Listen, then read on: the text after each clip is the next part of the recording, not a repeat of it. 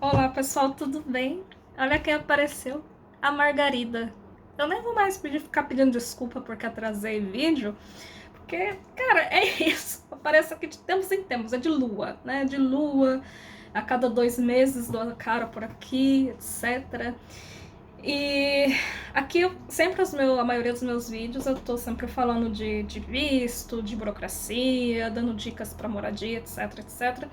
E eu não sou muito blogueirinha, né? De ficar compartilhando meu dia a dia, de ficar compartilhando muito as minhas coisas. E essa é uma coisa do meu perfil, como eu não curto muito ficar instagramando cada minuto do meu dia. Então, por exemplo, quem me segue lá no Instagram sabe muito bem que às vezes eu levo 2 semanas para responder, porque também não é uma coisa que eu entro muito. Pelo menos no Instagram do YouTube. Eu tenho o meu Instagram pessoal fechado com meus amigos e minha família. E eu também não sou muito de ficar postando nele. Eu tenho o Instagram do YouTube, mas eu sempre respondo vocês, né?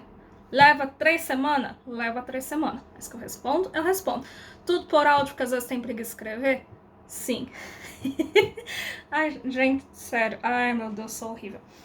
Mas enfim, bom, esse é um vídeo que eu pensei em ser um pouco diferente, não vou ficar falando aqui de muito de burocracia, mas eu resolvi compartilhar um pouco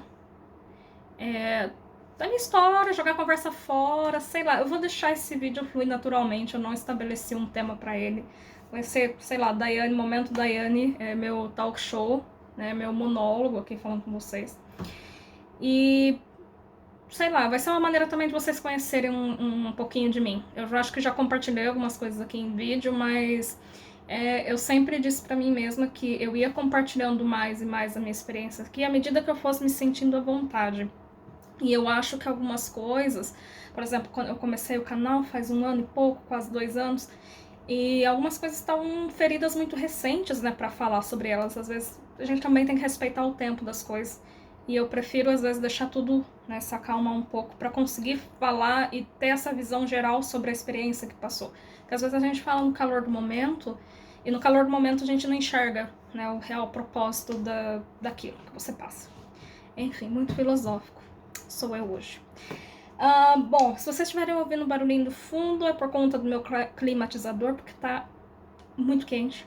Tá quente pra caralho nesse país. E eu não gosto de calor, então eu fico aqui abraçada com o climatizador o dia inteiro. Bueno, eu me dei conta que este ano vai fazer 4 anos que eu tô aqui na França. Em breve, em setembro, já faz 4 anos. E em diversos vídeos eu já contei aqui como foi o meu percurso, né, aqui no país.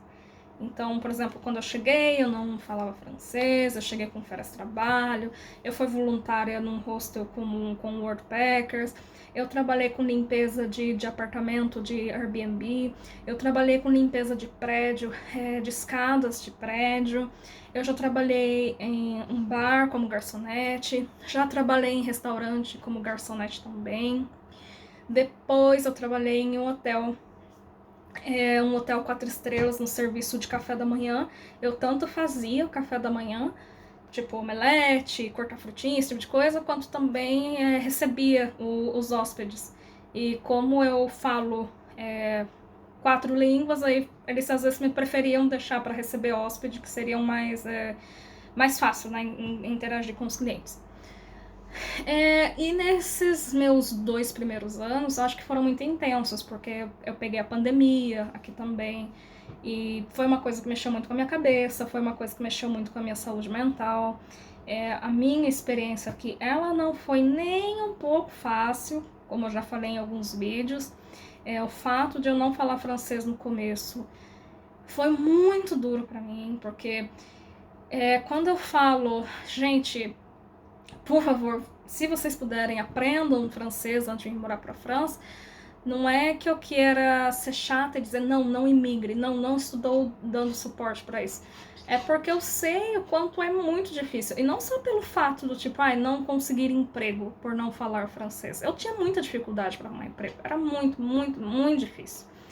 Mas também pelo lado social. A gente não é apenas o trabalho. Então eu não conseguia, né, me socializar, não conseguia fazer amigos, porque muita gente não fala inglês e também muita gente não quer falar inglês. A língua é o francês. Então eu me sentia sempre à borda, à margem de uma sociedade que eu não conseguia entrar, à margem de uma cultura que eu não conseguia entrar. E durante 2 anos eu tinha somente o meu companheiro, só que assim, ele é ele, eu sou eu. Eu quero ter o meu ciclo de amizade, o meu ciclo de convivência, a minha vida também, né? Então, e ainda mais com época de restrição de confinamento, etc., tornou tudo mais difícil, né? Para estabelecer essas relações. E, cara, foi muito complicado. Então, a minha saúde mental ela foi muito afetada. Então, foi um período que eu caí profundamente em depressão. Foi um período que me machucou grandemente também. Mas, enfim, passou. Mas com o tempo eu aprendi francês, né? Eu fiz um curso intensivo muito bom, mas no começo eu me traumatizei com a língua. Teve um momento que eu me irritei tanto, tanto, tanto, que eu falei, eu não quero mais falar francês, eu não quero mais falar francês, foda-se, eu vou me comunicar em inglês, quem quiser se comunicar comigo, se comunica em inglês. Só que a vida não é assim, né? Foi meu momento de raiva, foi meu momento de ódio, foi imaturo até esse pensamento, mas como pedir maturidade em momentos que a gente está no nosso limite, né? É meio complicado. Mas com a boa ajuda de terapia e de amigos, etc., e do meu companheiro, esse foi um pensamento que passou. E aí eu vi o francês como a minha chave para uma independência, para minha chave para os meus sonhos, né? Para a minha vida aqui também na França. E a partir do momento que eu me empenhei muito, eu comecei a falar francês, eu comecei a estudar, foi literalmente uma nova porta que se abriu e muita coisa mudou para mim. Então eu consegui fazer amigos, consegui socializar, resolvi minhas burocracias sozinhas com a prefeitura, etc, etc. Então a minha vida mudou depois disso, literalmente. E eu comecei a ter muito mais oportunidades, muito mais oportunidades. Eu, né, ganhei muito mais amigos, porque tem muita gente maravilhosa que eu não conseguia ter contato porque não fala francês, enfim. E depois isso mudou, né? Isso foi lá com o meu segundo ano de França. E as coisas começaram a mudar. E aí eu entrei no hotel, né? Como eu contei pra vocês, comecei a trabalhar nesse hotel. E eu comecei um mestrado também. E sempre foi um meu sonho realizar um mestrado no Brasil, mas eu acho que aqui na França é muito mais fácil fazer um mestrado que no Brasil. Muito mais barato também, muito mais acessível. E eu consegui, né? Eu consegui esse mestrado. Ele era pela Universidade de Nantes e também pela Universidade de Brasília. Então foi um mestrado internacional. Então, pela Universidade de Nantes foi um diploma de educação, pela Universidade de Brasília em literatura. Enfim, é como se fosse um mestrado, né? Compre 1, leve 2. Basicamente assim. E foi ali um ano muito intenso, porque eu estava estudando à distância, né? Porque o mestrado ele foi à distância por conta do Covid. E eu me sentia também muito sozinha, e quem já passou por experiência acadêmica sabe que troca de sala de aula, troca com colegas, etc., isso é muito essencial quando está fazendo uma pesquisa. E o meu mestrado, eu acho que eu tinha expectativas tão altas para esse momento da minha vida, que no final ele acabou se tornando uma coisa, assim, bem complicada. Eu me sentia bem sozinha, eu me sentia um pouco, sei lá, desamparada em alguns momentos. Foi bem complicada a experiência que eu tive.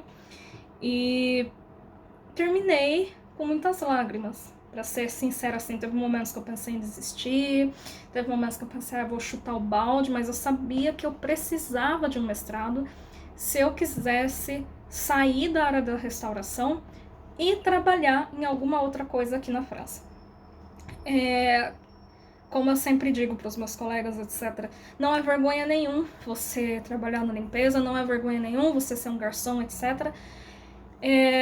Nunca tinha trabalhado nessas coisas na minha vida antes, né? No Brasil eu me formei em letras, eu trabalhei com agências de publicidade, com produção de conteúdo, pouca coisa com educação, mais dando aula particular para estrangeiro, mas tive uma carreira bem boa, né? Foi uma experiência muito boa que eu tive no Brasil. E aqui é como se a minha vida, sei lá, né, der um restart do tipo, começar do zero em um país que ninguém sabe quem você é, que ninguém te conhece e que você tem que provar o teu valor. E eu sentia que eu tinha que provar meu valor o tempo inteiro. Eu não gosto de trabalhar à noite, eu sou uma pessoa muito diurna, então era difícil para mim ter que ir todos os dias, né, trabalhar à noite. Eu não curtia, eu não curto trabalhar na área de restauração, não. Então eu sabia que eu queria sair dessa área. E no hotel até que foi mais tranquilo, porque eu tinha que trabalhar durante o dia. E, bom, aí eu comecei o mestrado, terminei o bendito mestrado, e lá no fim do meu mestrado, me surgiu uma oportunidade de trabalhar como assistente de língua inglesa em uma escola.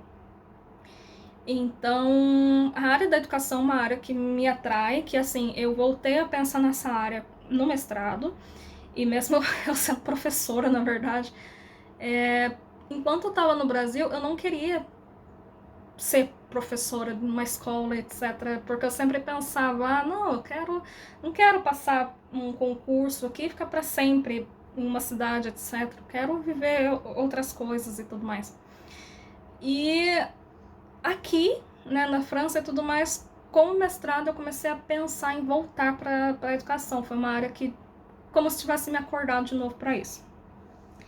Então me chamaram, né, para essa vaga de assistente.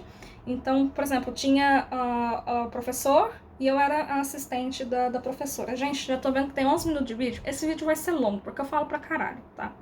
Então, sorry. Vamos lá.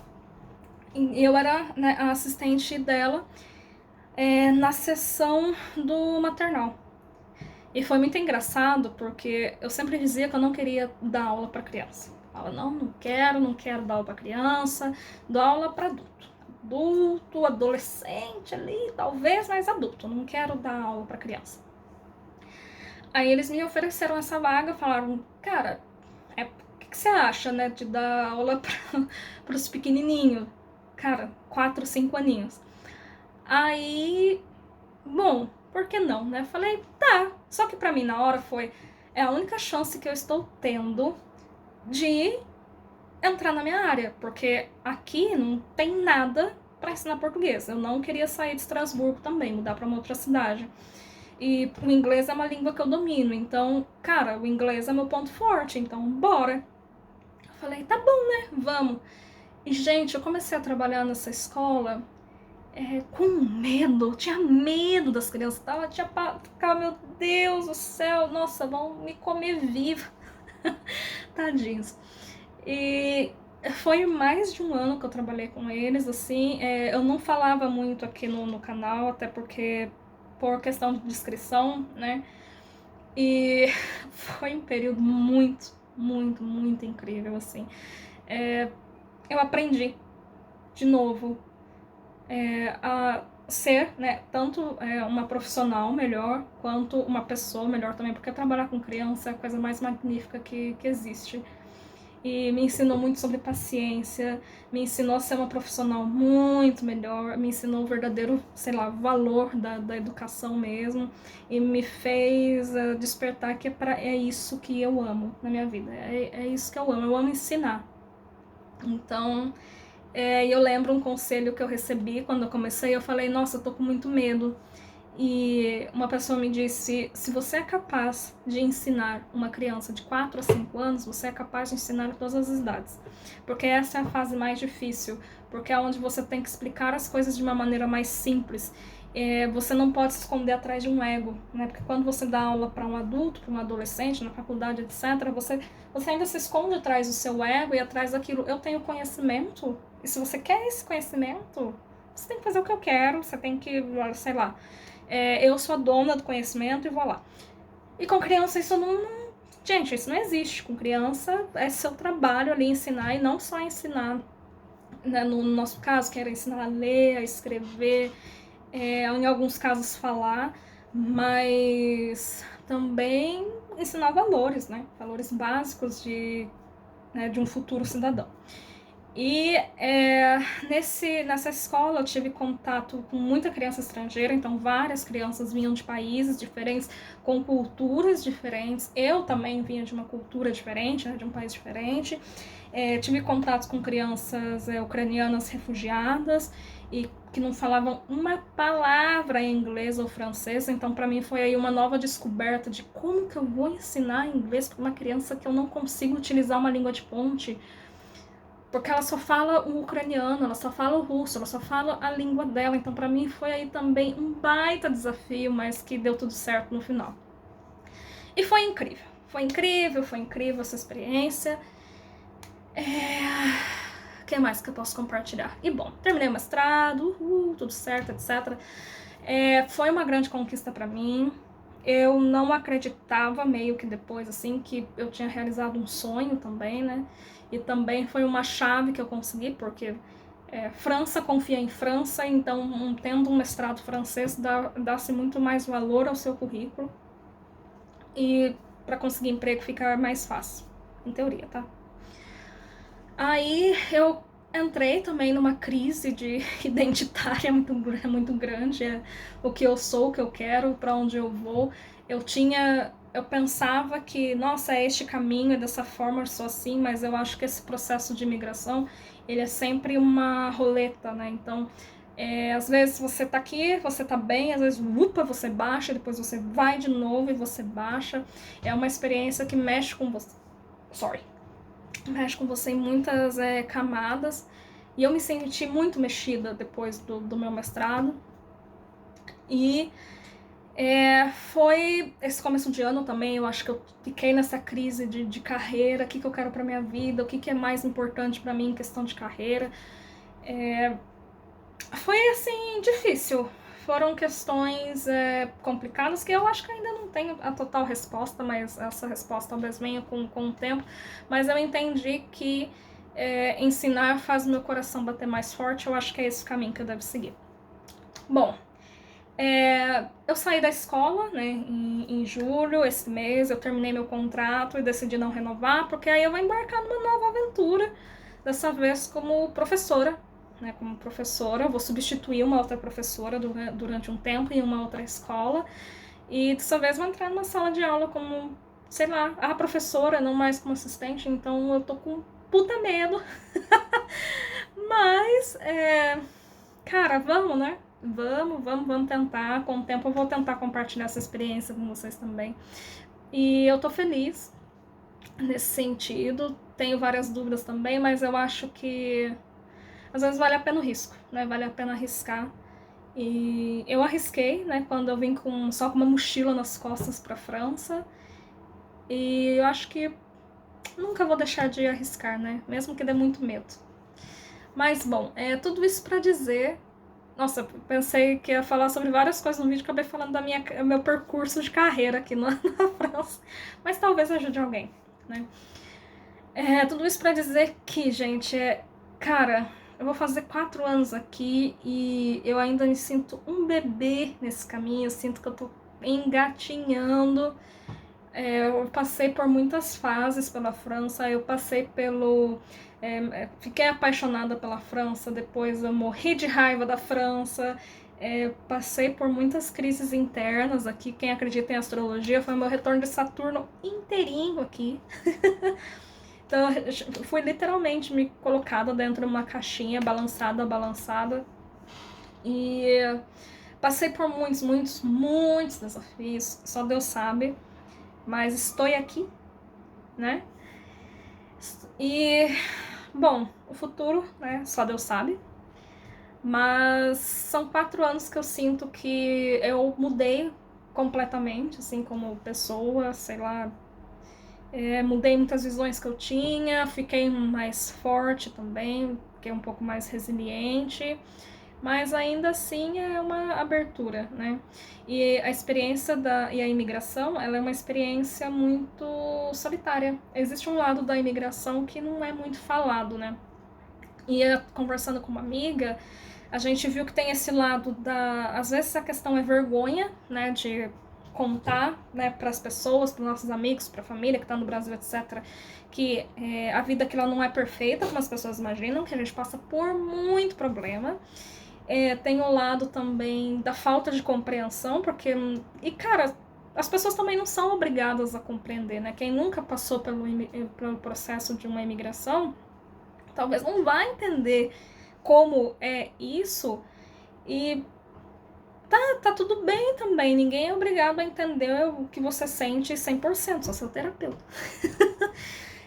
Então, eu acho que é um processo muito solitário mesmo. Então, por exemplo, um momento que eu já tive um momento que eu tava muito triste, tava muito mal, e uma pessoa muito querida pra mim falou, mas triste em Paris. Cara, nesse momento você pensa, foda-se, não interessa o lugar do mundo, o que interessa é que eu estou triste, né?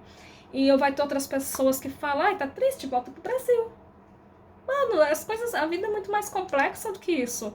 As decisões são muito mais complexas do que isso. E não quer dizer que porque você está num momento difícil, que você está num momento triste, etc., que você quer largar tudo e voltar para trás. Às vezes a gente quer. Várias vezes já me deu vontade de largar tudo e voltar para trás. Mas também existe um outro lado meu que pensa, poxa, mas eu quero estar aqui. Eu quero estar aqui. Talvez correr seja apenas ignorar os problemas que eu tenho agora, e seja onde for, esses problemas também vão comigo. Né? Então, ou é sentar a bunda e tentar entender e resolver, ou é sempre ficar nessa correria. Né? Não interessa no Brasil ou na França, problemas e desafios a gente sempre vai ter.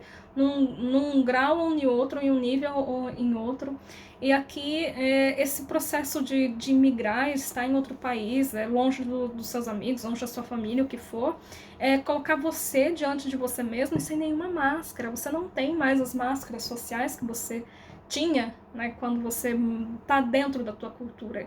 Aqui é uma outra cultura, etc. Então, suas máscaras caem. E aí é o processo de você entender quem que você está se tornando, né? Hoje eu brinco que eu já não...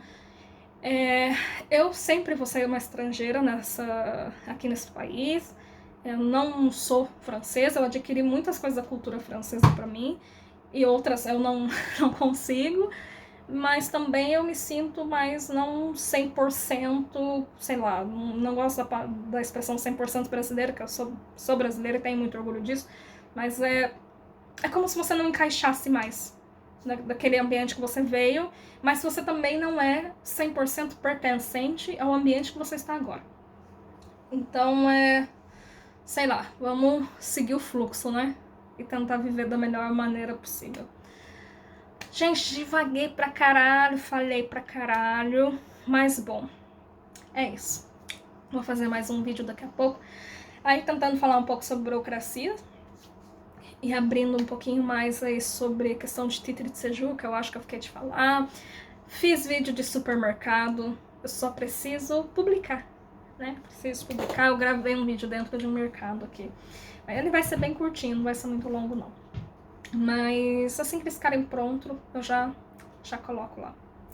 Então é isso, gente. Desculpa por todo o falatório, mas acho que é importante compartilhar aqui um pouquinho de quem eu sou e desse meu trajeto pelas terrinhas de Alexandre Dumas. Bom, é isso, gente. Obrigada. Fiquem bem. Beijinhos.